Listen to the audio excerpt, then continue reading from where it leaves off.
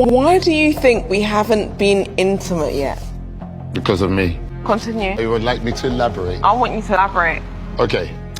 I feel like there's two kind of women you meet. You can meet a woman who wears her sexual heart on her sleeve. And there's another woman you can meet that it means a lot more. That if you're gonna sleep with her, you're not just sleeping with her, you are committing to her. Like for me, finding women and intimacy, it's not something that's tough. I can get that anywhere. So if I am to go down that road where I'm not 100 about you, I feel like that's a disrespect. Boom, we have some cold, beautiful sex, that's no problem. But then what the hell does it mean after that? Do you know what I'm saying? Yeah.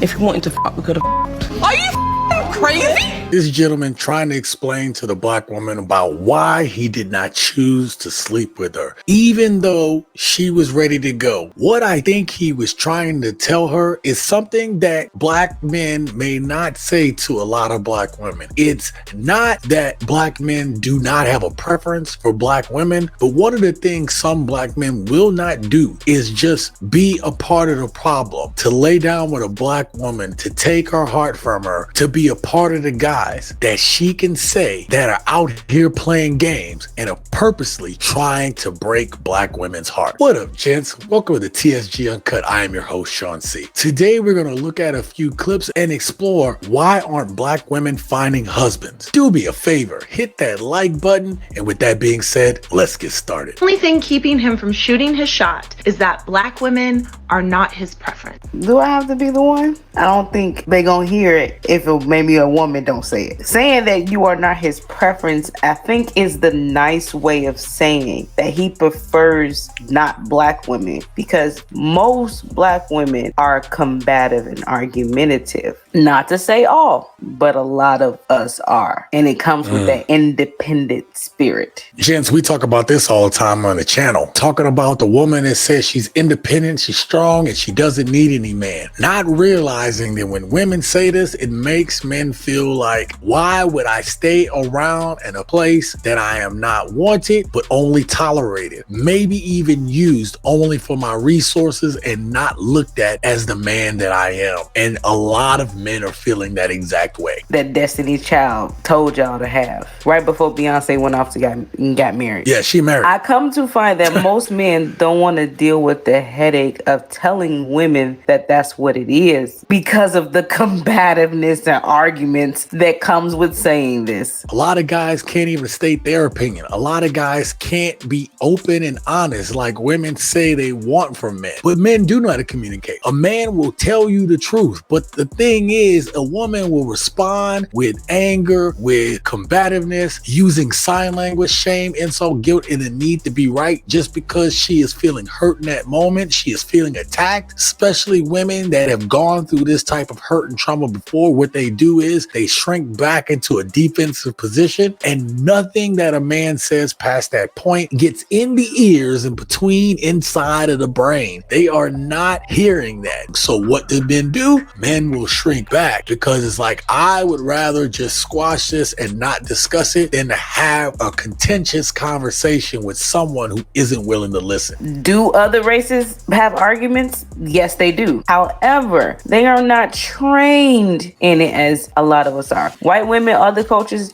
they have been trained to honor the position of the male in the family, of the husband and the fatherhood. I want to highlight something she said, that a lot of other races of women aren't trained to be combative. And you got to understand that women have seen their mothers arguing with their baby daddies, with their boyfriends, with whoever it is. Women have seen their mothers arguing with those men. And so that behavior gets learned and passed down to their daughters, and mothers today are passing those down to their daughters. So what they're really saying is, you don't know how to respect me. You don't listen to me when I try to tell you what I want, and you argue me and invalidate what I'm saying. If you cannot talk to me with dignity and respect, then there is no need to go further and have this conversation. And women will shame you and say, well, you're just a weak man if you don't do that. No, a man holding that amount a restraint back is a strong man. And then there's this other argument that's going on. You will have women say that men aren't on our level anymore. We're more educated, we're smarter, we're making our own money. Once I get to that upper level of education, then I will have access to other men who are on my level of education and economically viable for me. This couldn't be further from the truth. This shows a fundamental lack of understanding of what men actually desire, which is why a lot of women who get to these upper stratospheres of success in life find themselves lonely and alone. If you're a really highly successful woman who's doing very well financially,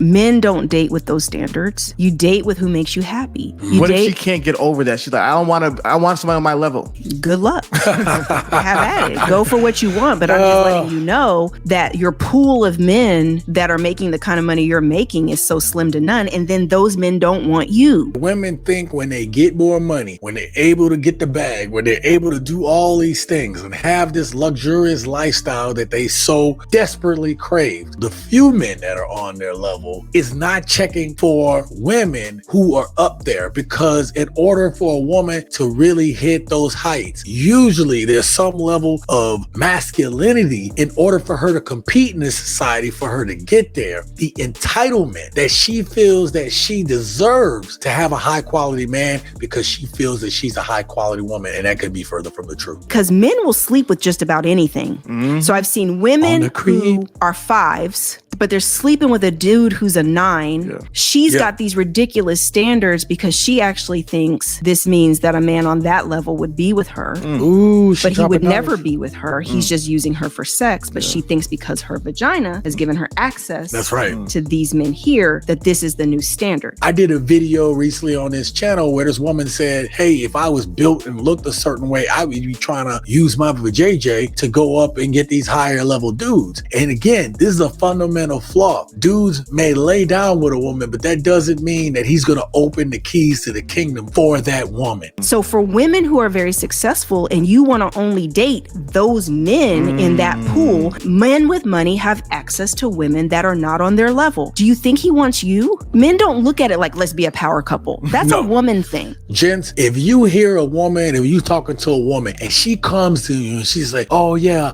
when I get with somebody, I want to be a strong power couple and I want to have a partner and these different things. But the way modern women use the term partner, the way they talk about power couple, they use it to entice a man to think that she is going to be a useful helpmate to them. And the one thing that they never bring up in these type of conversations is that they were raised to be wives. A man doesn't need a woman to be his partner, nor does he need to be in a power couple. What he needs is a wife. So why is it so hard to just find a good guy? The first reason is you're too picky. You're concerned with things that you yourself may not have on point. Number 2, you romanticize relationships. You're so fixated on what social media and entertainment says about relationships that you're holding out for your soulmate versus a man that can match your soul. I called it. Number 3, you're unrealistic about what's available to you. The man that adores you is probably right under your nose, but you're so busy looking for Idris Elba that you can't even see him.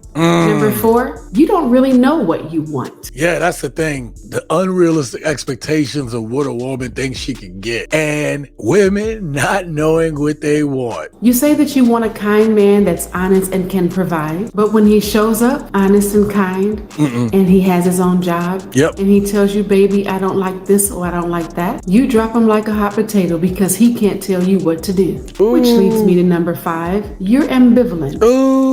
Fancy word for wishy-washy. One day you want a relationship, the next day you don't. You're ready to get married, but you don't want to act like a wife. Number 6, you're looking for a show horse. But most men, they only change when they want to. Women cannot control any man who doesn't allow himself to be controlled. It is just not in our nature. But it's not to say there's not no simps or no white knights out here. Baby, I'll do whatever. Women, you do not respect that. Which leads me to number 7. You're looking for perfection. And you're not that perfect yourself. Damn near 9 out of 10 women, I'll say 8 out of 10 women, will tell you I'm a 10. I'm a queen. I'm slaying it. they cannot deal with who they really are in the inside. It is all a mask and a facade. And there's a lot of women covering up that hurt and that pain. Number 8, you're broken up from the last situation. So much so that if a good guy came around, you may not even be able to receive or even recognize him. Women will say that they've gone ahead and done all this work on themselves. They haven't really gone and talked to any type of professional. They haven't done any of that type of work. And how they work on themselves, they will go on social media and they will find some meme that came along or some TikTok. They will get therapy via meme. This right here is not working on yourself. You have a man that's providing for you. You should appreciate him and you should take care of him. Don't let society fool you into thinking, oh, there's no ring on my finger, so I'm not going to pay wife duties. Well, he's not going to pay the bills. Then you miss independent yourself and pay them damn bills yourself. That's right. Exchange for an exchange. Fulfill your role as a woman.